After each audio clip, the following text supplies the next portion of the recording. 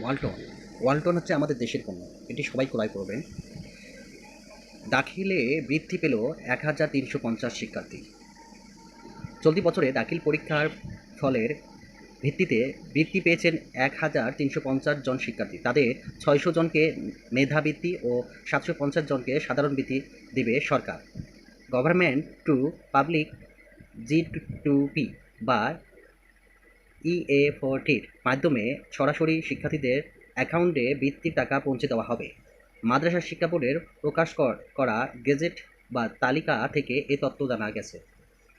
এদিকে সরাসরি অ্যাকাউন্টে বৃত্তির টাকা পৌঁছে দিতে যে কোনো তফসিলভুক্ত ব্যাংকে শিক্ষার্থীদের অ্যাকাউন্ট খুলতে বলেছেন মাদ্রাসা শিক্ষা বোর্ড। জানা গেছে, মেধাবৃত্তি প্রাপ্তিদের মাসিক ৬০০ টাকা দেওয়া হবে।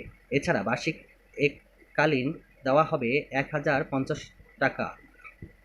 আর সাধারণ বৃত্তি প্রাপ্তিদের প্রতি মাসে ৩০০ টাকা ও বার্ষিক এককালীন ৬০০ টাকা দেওয়া হবে। আগামী ২ বছর এ সুবিধা পাবেন বৃত্তি প্রাপ্তি শিক্ষার্থীরা।